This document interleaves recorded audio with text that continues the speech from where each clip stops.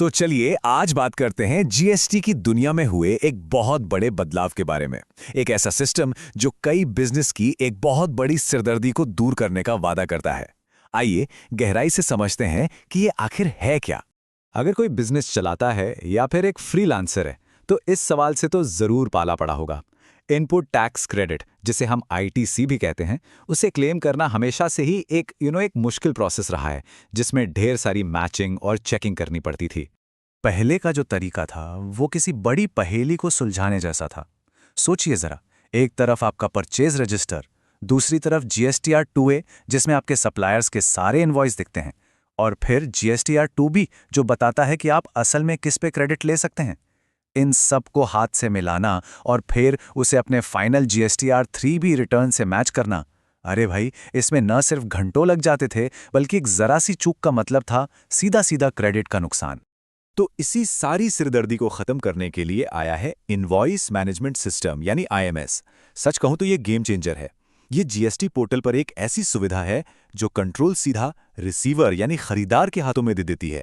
अब वो खुद अपने सप्लायर्स के हर इनवॉइस पर सीधा एक्शन ले सकते हैं। अब सवाल ये है कि इसे एक्सेस कैसे करें।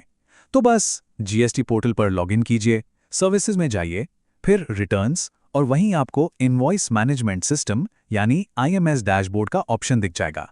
सब कुछ एकदम सामने।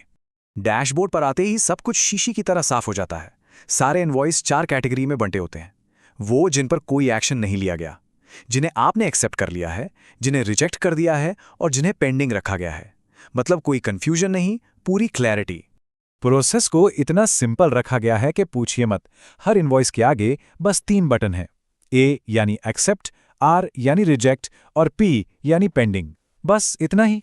और देखिए, हर एक्शन का नतीजा भी बिल्कुल सीधा साधा है। एक्सेप्ट किया तो इनवॉइस आपके जीएसटीआर 2B यानी आईटीसी स्टेटमेंट में जुड़ जाएगा। रिजेक्ट किया तो वो बाहर हो जाएगा, और अगर पेंडिंग रखा तो उसे अगले महीने के लिए आगे बढ़ा दिया जाएगा। मान लीजिए कोई झगड़ा है जो सुलझाना है।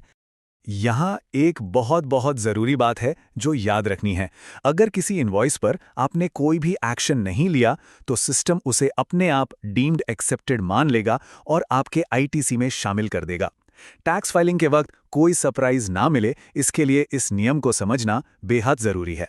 अब सोचिए उन बिजनेस के बारे में जिन्हें हर महीने सैकड़ों या हज़ारों इनवॉइस देखने पड़ते हैं, जैसे कोई मैन्युफैक्चरिंग यूनिट हो या बड़ा रिटेल स्टोर।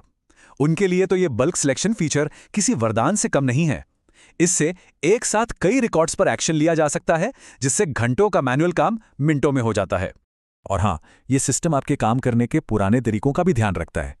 सारी इनवॉइस डिटेल्स को आप आसानी से एक एक्सेल फाइल में डाउनलोड कर सकते हैं।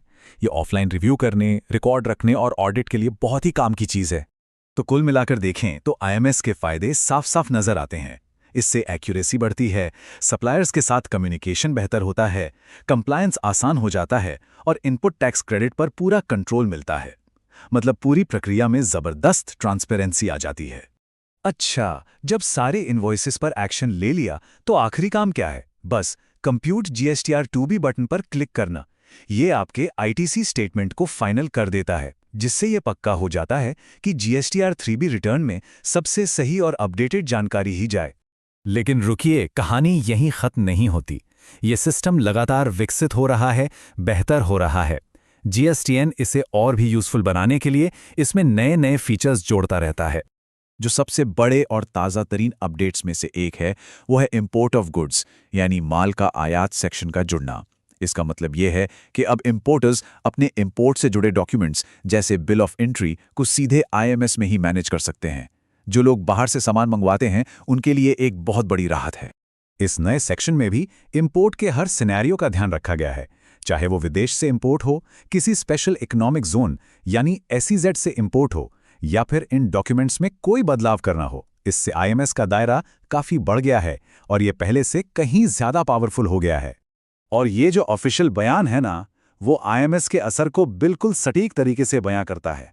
ये सिर्फ एक और फीचर नहीं है, ये जीएसटी कंप्लायंस को सबके लिए आसान और बेहतर बनाने की दिशा में एक बहुत बड़ा कदम है। तो ये सब हमें एक बड़े सवाल पर लाकर खड़ा करता है। जैसे जैसे टेक्नोलॉजी टैक्स सिस्टम को बदल रही है, भविष्य में बिजनेस के लिए कंप्लायंस का चेहरा कैसा होगा? ये सोचने वाली बात है कि वो अगला बड़ा इनोवेशन क्या हो सकता है जो हमारे काम करने के तरीके को और भी आसान